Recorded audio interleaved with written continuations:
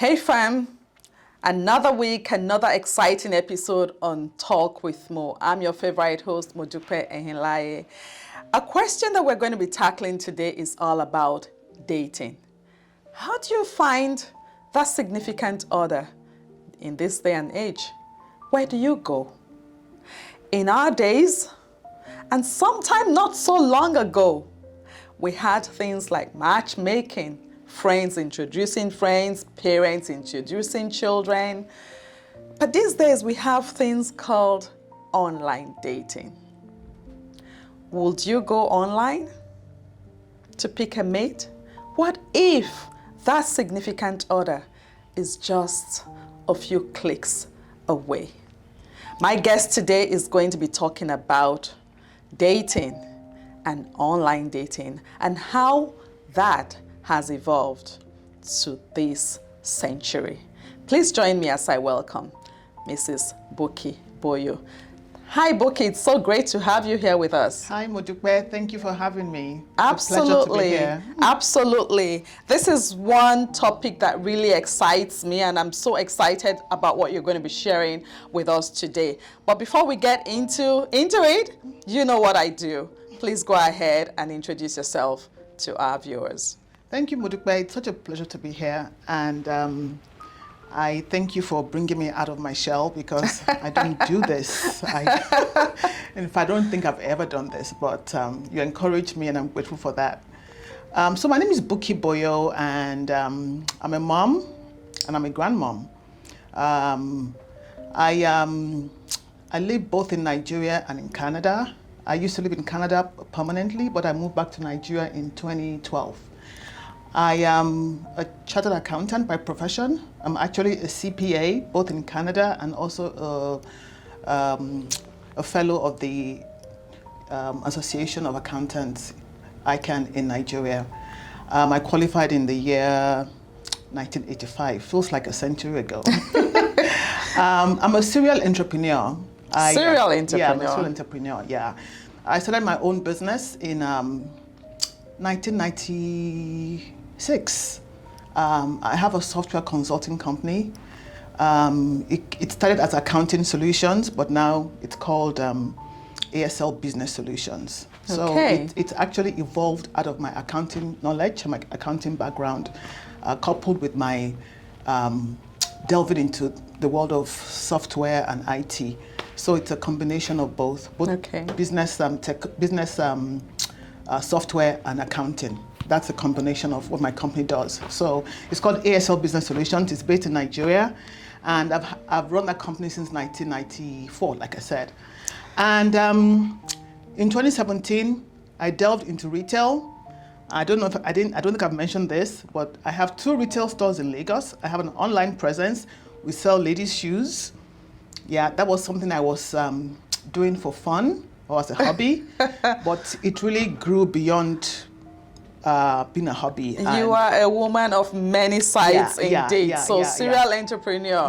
Not just the software alone, but even into retail and ladies' fashion. Ladies' fashion, But that's so interesting because all of these, I'm sure, came into bear to what you decided to go into. And I'm just going to ask you right away, let's get into today's topic about dating.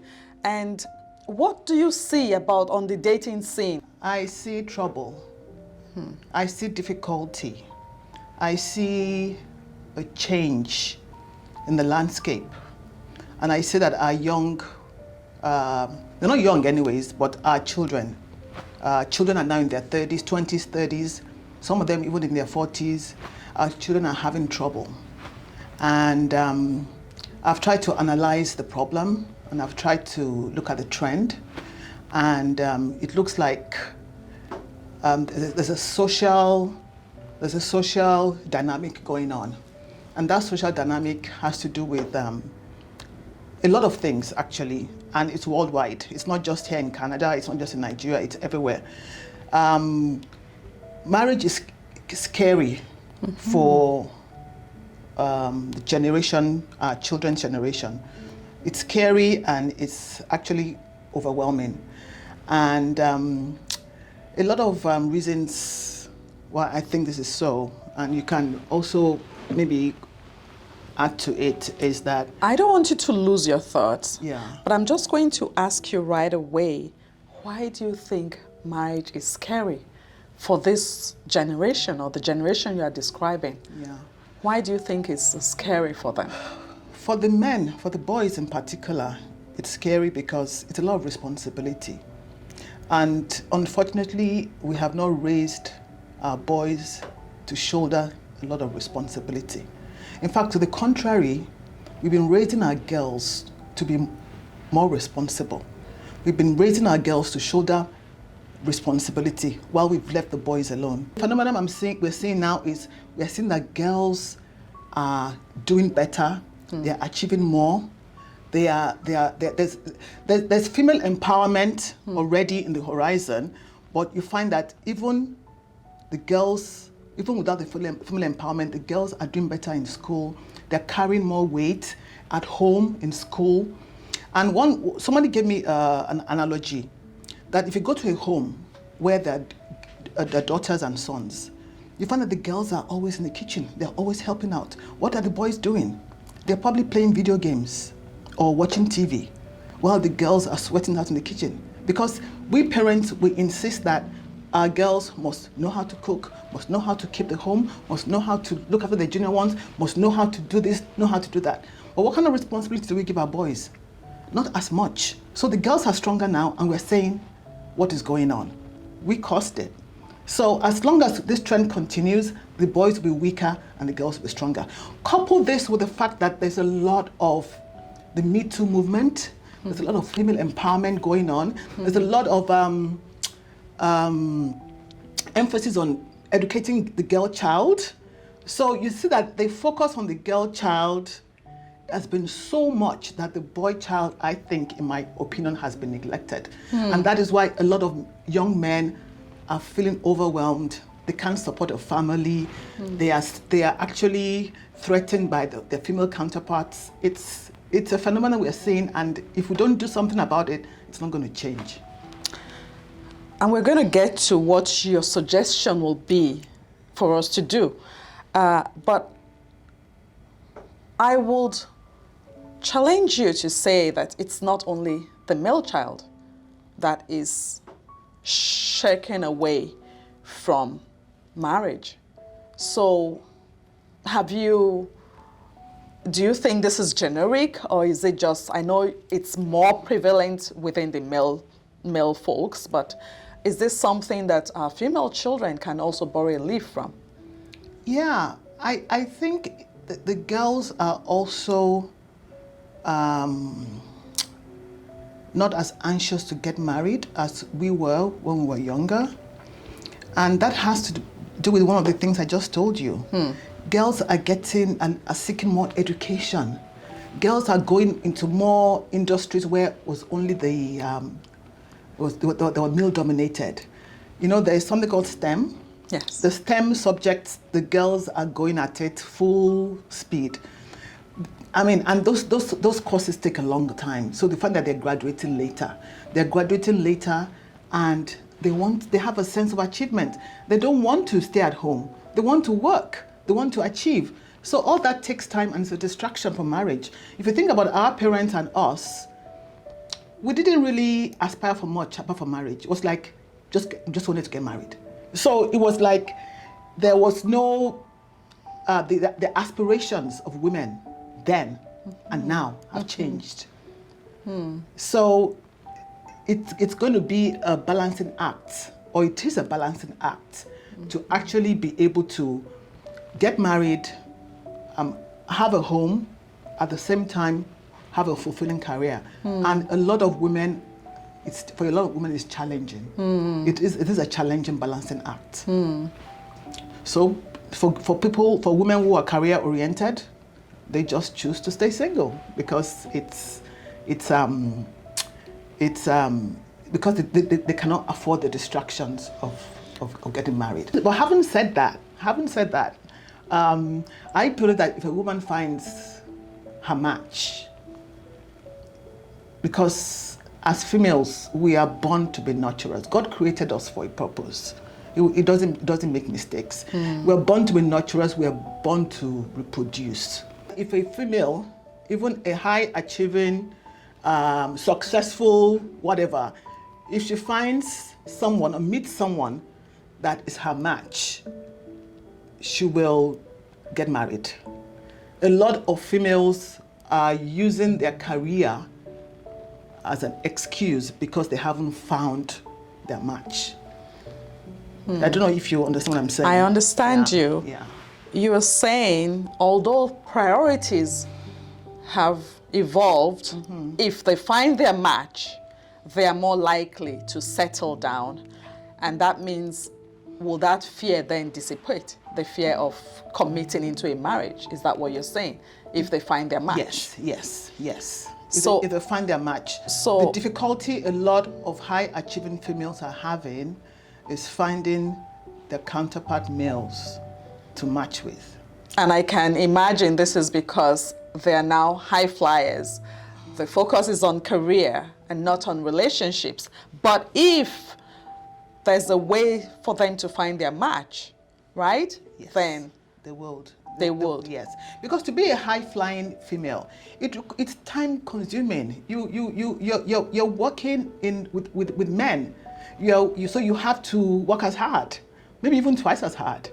So you're working late hours. You're working at the weekends.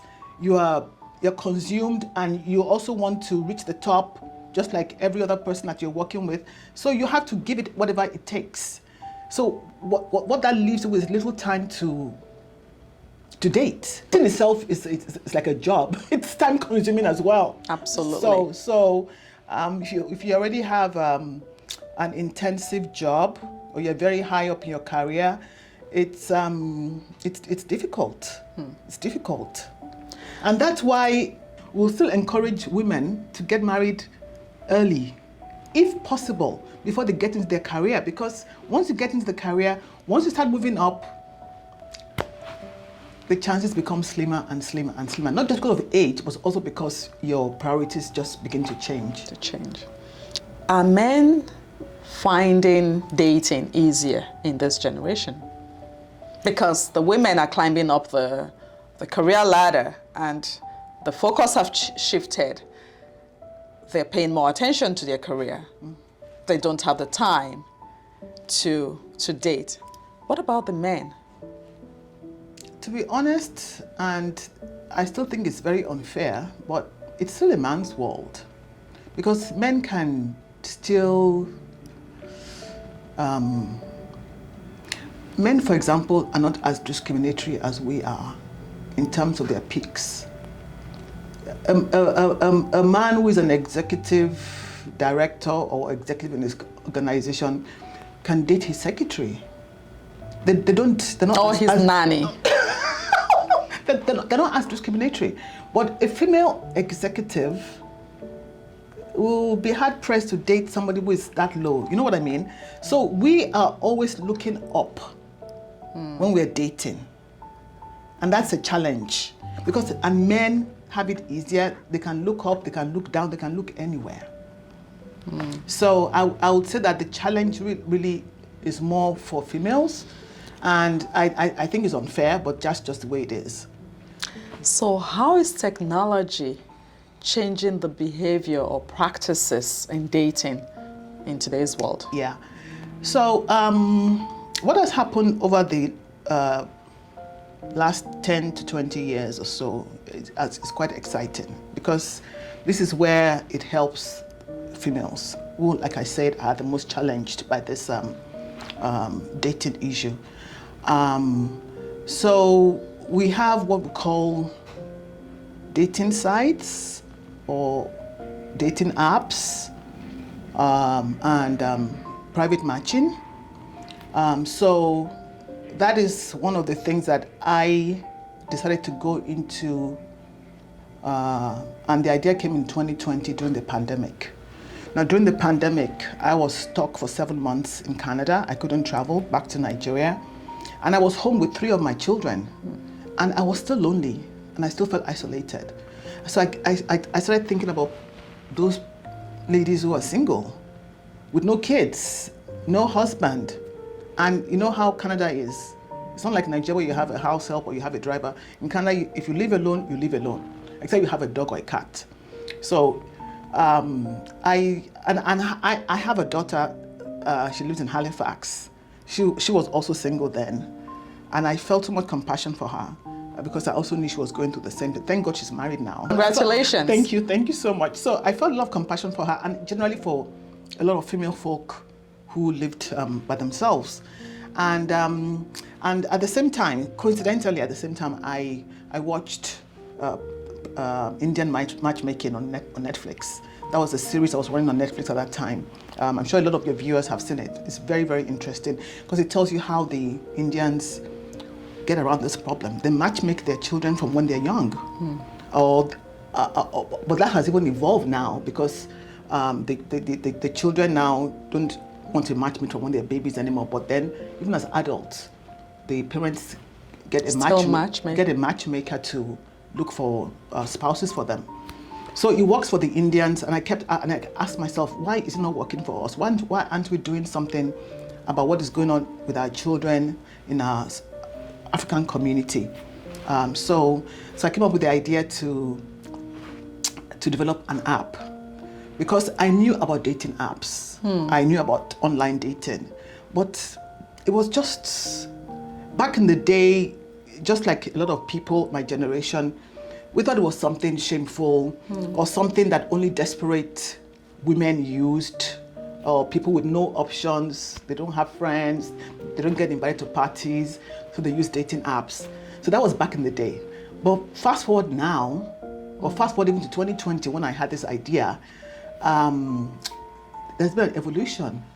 A lot of people now use dating apps, and the shame and secrecy has been eroded. But having said that, a lot of people still don't understand that this is technology.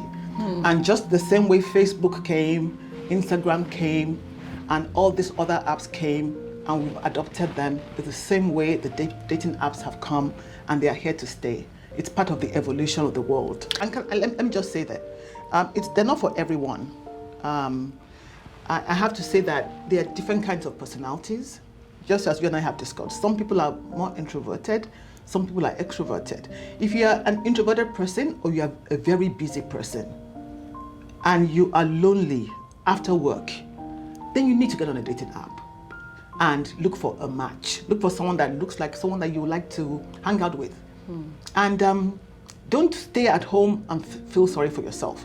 Because the truth is that if you don't go out much, if you don't like going out much, if you're a very busy person and you work really hard and you work late, the opportunities to meet people are limited. So it's either you go on a dating app or you go to a matchmaker and they'll sort you out. Because that's where we are today. Absolutely. Now, you have just developed a dating app. Congratulations on that. Thank you so much. So why don't you walk us through how your dating app works? I know it's called Pora. Pora, yes. P-O-R-A. We're going to put that in the description for our viewers. Why don't you walk us through how Pora works and who is the target audience? Is there a target audience for Pora? Yes, there is.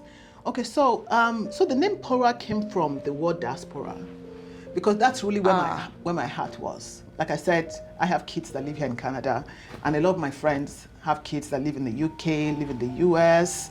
And when we get together, we all talk about the same thing. Our kids are not settling down. What is going on? And then we now said, our kids don't even know each other.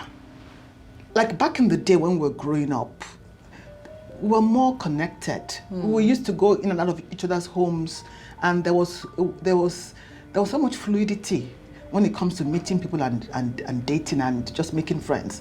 But I guess social media has a lot to do with it as well, because our children's generation, they find their connections more on their phones, social media, on their phones. So it evolved into dating. It evolved to dating because people are meeting each other online anyway, on Facebook, like we said, tracking down old schoolmates. So dating has evolved on apps as well. So Pora is a dating app where if you are 21 and above, We chose 21 because that's the age of adulthood in most countries. If you're 21 and above and you live in the diaspora and you are of African descent, I have to emphasize that. There are apps already for Caucasians. This is for us. For everyone, actually, but this one is for... This one is, yeah, for everyone, African but descent. This one is for us. This is for our community. This is for our children. This is for our friends who are either still single. I have people my age who are never got married, not out of choice. And I'm sure there are people your age that never got married, not out of choice. Our children, our friends, our family members, people that we know that are still single but really, really would like to meet someone. So this is just giving them another option. It's another option, a platform that gives you an option to meet someone. So we're looking at 21 up to any age, yes. 65-year-olds are matching, they're meeting. Some of them are widowed, some are divorced, some are still single. So 65-year-olds, 70-year-olds can still meet their lifelong partner. Yes, there's no age limit to love. So, and there's no age limit to companionship. Because at the end of the day, we all want to be around someone that cares for us and we care for. So, so the app works like any other app. It's very easy to sign up on the App Store. If you have an It's available phone, on the App Store. Yes, or on the Play Store if you have an Android phone. So very, very easy to sign up, and it's very self-explanatory to walk through it.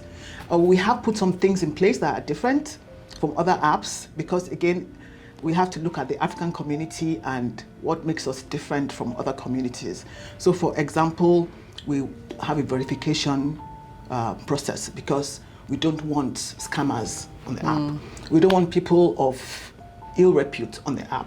So we have a verification process on the app, which means that you don't get accepted on the app until we verify your profile. And we have different ways of doing that. The other thing that we have on the app, which is a bit different from other apps, that we have an elite platform. Oh, wow. Yes, we have an elite platform because, again, I had to look at our community again and the kind of things that make us click. We have a class structure. People want to connect with people that are like them.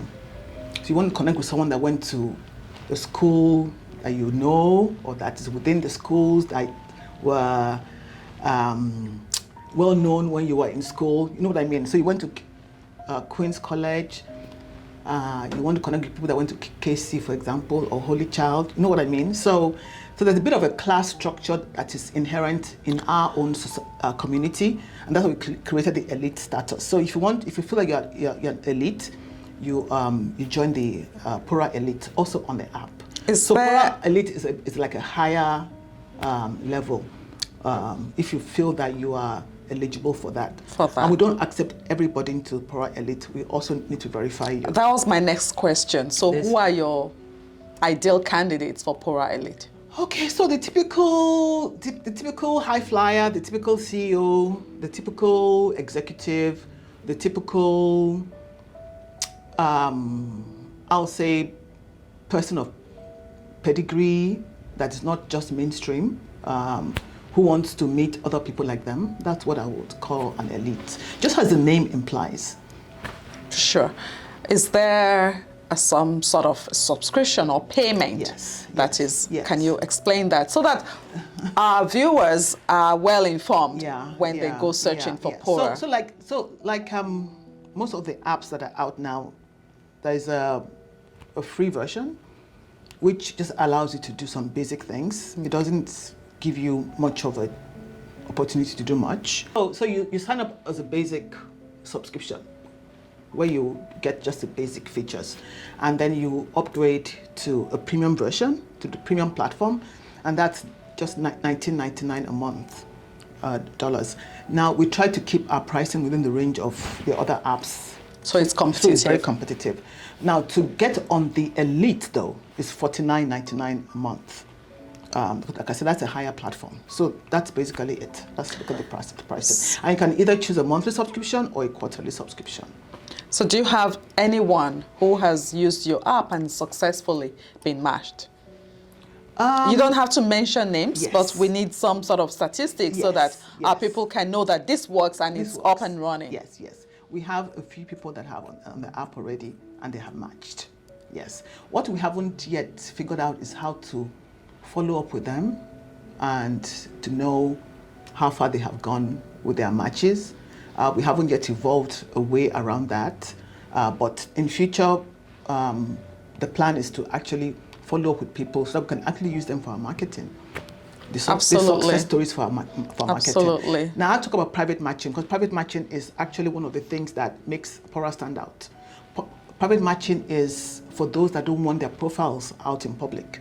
Because like I said, some people just will balk at the idea of having their profiles on a dating app. So we offer the private matching service where you sign up on our website and we take it from there, and all you do is talk to a consultant, and you don't see anybody else.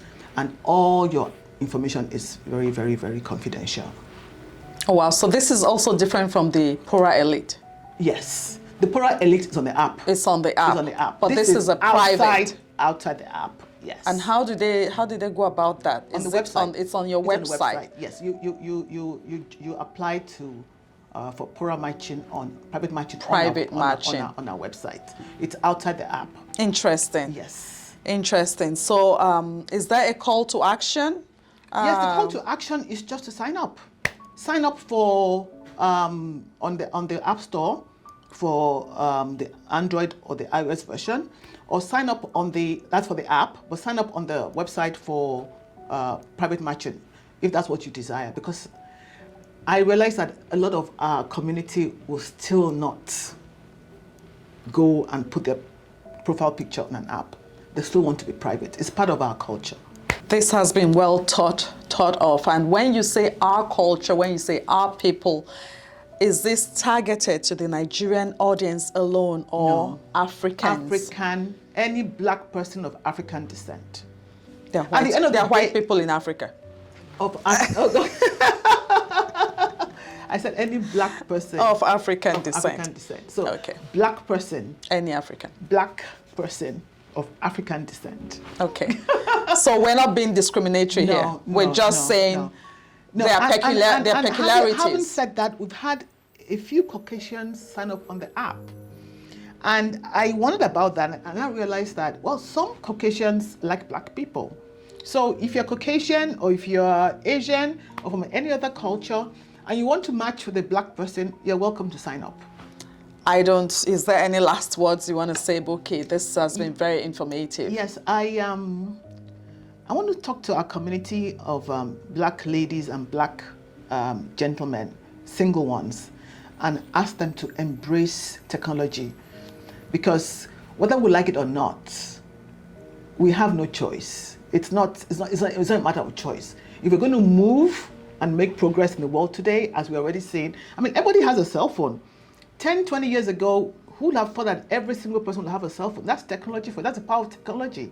And we're not going back to where we came from. We are only going forward. So embrace technology, use wisdom to pick out the good from the bad, because there are bad things around technology. Use your godly wisdom to pick that out and embrace it. And don't be left out. Don't be left at home feeling sorry for yourself. There are options. There are options. And one of those options is Pora. I spoke about, as a serial entrepreneur, I got to a stage in my life where I felt I needed to do something that makes other people fulfilled, rather than just fulfilling myself. So when I had the idea for Pora, I saw it as a way in which I could give back, or actually contribute to other people's lives, because life is in phases, and you get to a phase in life when you just feel that you have to do something that would give back to God for all the good that He has given you. So Pora for me was part of that journey of looking at singles and how to make their lives a bit more meaningful, and also to help to also change the narrative about marriage, and how it's going nowhere, how people are saying that marriage is going out of fashion. It's a beautiful thing that God created. And no matter what the devil does, and everything that God created, the devil tries to destroy. And he's doing a good job of it. So I feel that one of the things I can do is to help change the Debunk narrative that. and help people to connect and make this meaningful relationships. Couldn't have said it better myself. Don't stay home alone. Don't be caught lonely. There are always options, and Pora is one of those options. We're going to put the description we're going to put the website on our description of this video. Please go ahead, check that website out, and when you do, be sure to comment if you can. We would really appreciate that. Until next time, you know we give hope here. You can always find hope on this channel. Take very good care of yourself. I'll catch you later. God bless you. Bye now.